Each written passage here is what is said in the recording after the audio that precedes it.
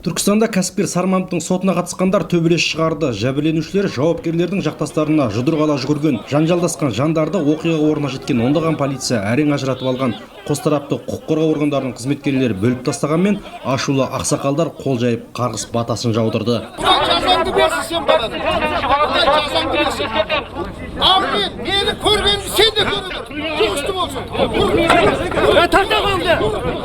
Қас қарайғанда әрең тараған Сайрам ауданының тұрғындары жік-жікке бөлініп алған. Бірі 25 жылдан бері өндіріс саласын басқарған кәсіпкерді қамаудан босатуды талап етсе, келесі топ қария түрмеге кету керек деп санайды. Түркістан облыстық сотында Сармановтың ісін 3 бірдей судья саралап жатыр. Өйткені оның адвокаттары тергеу ісі мен аудандық соттың әрекетінде қателіктердің көп екенін айтып, президентке дейін үндеу жолдаған. Жаңадан Көкебаев Ербол деген төрағасы өтірік заңсыз төрағалық болып алған.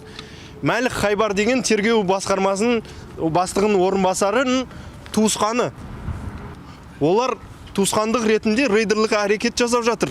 Осы Шымкент қаласына жақын жерлерді иеленіп алуға, Нұркөл жауапкершілік серіктестігіне иеленіп алуға, қайнарастықты өзіне рейдерлік түрлімен жаңа сотта айттым, иеленіп отыр. Хозяйство моего отца расположено рядом с городом Шымкент, и мегаполис растет именно в ту сторону. Но земли моего отца именно предназначены для сельхозназначения. К концу 2020 года должны были отменить мораторий. И изъяв земли, они хотели разделить их на участки и продать. 17 мың адам тұратын Қасымбек Датқаулы Шымкент қаласына жақын орналасқан дау мегаполиске тиіп тұрған мыңдаған гектар жерге қатысты туындап отыр. Бір жылдан бері соттасумен жүрген тұрғындар биыл дивидендсіз қалмақ. Іс бейбіт жолмен шешілмегендіктен 200-ден астам адам жұмыстарын да жоғалтқан. Сіздерден қоғамдық тәртіпті сақтауды өтінеміз.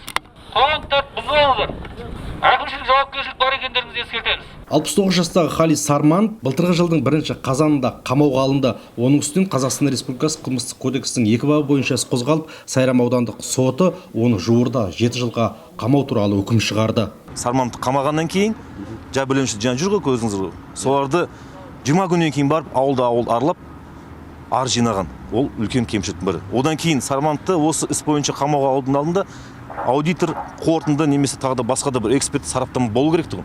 Алайда ол 1,5 айдан кейін болған. Негізі айтады ғой, орыстар с точностью да наоборот дейді. Барлық нәрсенің бәрін алдын ала істеу керек. Обычно как бірінші арыз түседі, арыздан кейін анықтап, одан кейін барып жәбірленуші таниды ғой. А бұл жерде наоборот. Бірінші қамайды адамды, одан кейін барып барлық нәрсені іске асырған. Оның да өзі үлкен бір жаңағыдай процессуалдық кемшіліктің бірі. Апелляциялық сот алқасы дауласқан қос тарапты тыңдағанмен үкім шығармай, істі тағы да кейінге шегерді. Сот залынан сыртқа шыққан соң жұдырықтасуға жүгірген қариялар 14 қазан күні тағы жиналмақ. Әмір Болат Құсайын, Азаттык Рýhy.